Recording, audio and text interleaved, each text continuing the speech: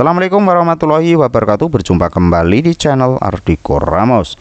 Informasi terbaru kali ini terkait dengan beberapa informasi penting bagi sahabat-sahabat P3K tahap kedua. Bagaimana untuk informasi terbaru untuk sahabat-sahabat P3K tahap 2? Ada beberapa hal yang perlu diketahui. Berikut langsung saja untuk ulasan lengkapnya. Pengumuman kelulusan P3K tahap 2 sebentar lagi, disusul 2 kebijakan penting. Jadwal pengumuman kelulusan P3K tahap 2 dimulai pada tanggal 16 hingga 25 Juni 2025. Adapun pengisian DRH NIP3K dimulai 1 hingga 31 Juli. Tahapan akhir seleksi yakni usul penetapan 1 Agustus hingga 10 September.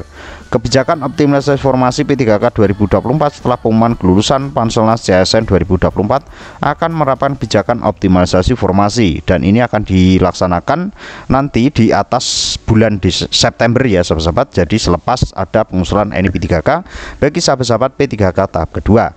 Kebijakan optimalisasi formasi P3K tahun 2024 setelah pengumuman kelulusan Panselnas CSN akan menerapkan kebijakan optimalisasi formasi. Perlu diketahui, kebijakan optimalisasi formasi pernah diterapkan pada 2023 sebagai respon masalah gugur masal P3K teknis 2022 sesuai dengan regulasi Kemenpan RB 571/2023. Selanjutnya, untuk kebijakan afirmasi P3K teknis 2020 tersebut berlaku bagi honorer dan honorer K2 peserta seleksi tahun 2022.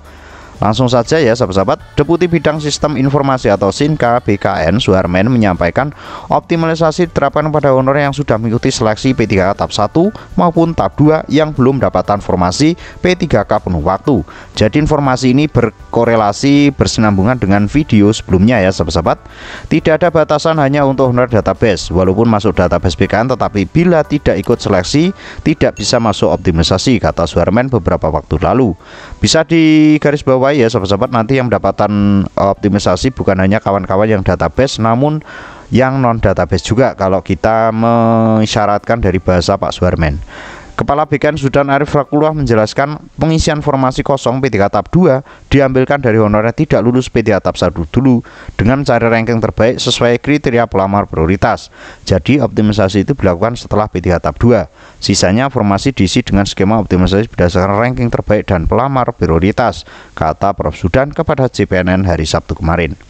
Selanjutnya, sekali lagi, para penerapan optimalisasi honorer database BKN akan lebih diprioritaskan dibanding non database BKN. Jadi untuk non database BKN juga mendapatkan optimalisasi ya sahabat-sahabat. Jadi urutan pengisian untuk optimalisasi formasi yaitu nanti setelah diisi semua oleh sahabat-sahabat P3K tahap 2 yang lulus, nanti akan diisi oleh tahap 1 yang belum mendapatkan formasi. Setelah itu baru tahap 2 yang belum dapat formasi itu mendapatkan kesempatan menjadi P3K penuh waktu di P3K tahap kedua. Setelah itu bagi sahabat-sahabat yang belum mendapatkan formasi tahap 1 maupun tahap 2 akan masuk di P3K paruh waktu. Untuk paruh waktu sendiri sesuai dengan korelasi video sebelumnya ya sahabat-sahabat, itu sesuai dengan diktum kelima untuk P3K Kemenpan RB 16/2025 juga nantinya akan disampaikan bahwasanya untuk P3K paruh waktu diprioritaskan hanya untuk honorer yang sudah lulus, honorer yang sudah masuk di database BKN. Untuk informasi kali ini seperti itu ya sahabat-sahabat terkait dengan urutan pengisian optimalisasi bagi sahabat-sahabat P3K tahun 2024. Mudah-mudahan informasi ini bisa bermanfaat. Terus pantau informasi terbaru hanya di kanal YouTube ini. See you next time.